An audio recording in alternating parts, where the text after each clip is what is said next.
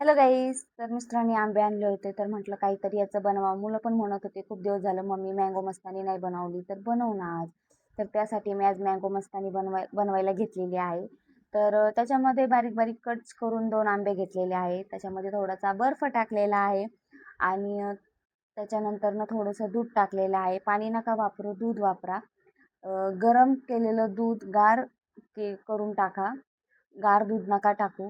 आणि त्याच्यानंतरनं साखर चवीनुसार, तुम्हाला जसं गोड पाहिजे तसं तुम्ही त्याच्यामध्ये साखर टाकू शकता.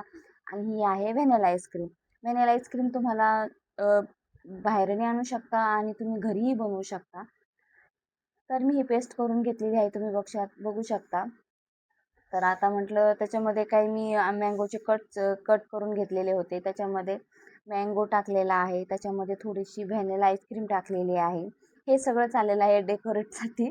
तर परत त्याच्यावरती मी मँगो शेक टाकलेला आहे. जास्त पातळ नाही, जास्त घट नाही, असा मँगो शेक झालेला आहे. खूप छान झालेला आहे. आणि ह्याच्यावर परत एकदा व्हॅनिला आईस्क्रीम आणि त्याच्यावर टाकलेली आहे. मुलं म्हणत होते खूप दिवस झालं मम्मी बनव बनव बनव. आम्ही 2-3 वेळा बाहेर खाल्लं, पण म्हटलं यावेळेस आपण घरी ट्राय करूया. तर व्हॅनिला आईस्क्रीम त्याच्यावर टाकलेली आहे.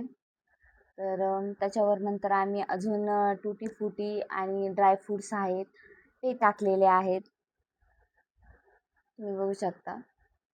तर छान अशी आमची मँगो मस्तानी खूप छान डेकोरेट झालेली आहे. आणि थोडंसं खाऊन बघितली, टेस्ट पण खूप छान झालेली आहे. मला तर खूप आवडली. जर तुम्हाला ही रेसिपी आवडली असेल तर नक्की घरी ट्राय करा. आणि माझ्या मुलांना तर खूप आवडलेली आहे, हे तुम्ही त्यांच्याकडनंच रुद्रा, ऐका. छान झालं. छान झालं का? तुला आवडलं?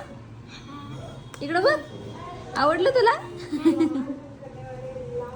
छान आहे. तुला आवडलं का? हां. तर तुम्हाला आजची रेसिपी आवडली असेल तर नक्की शेअर करा.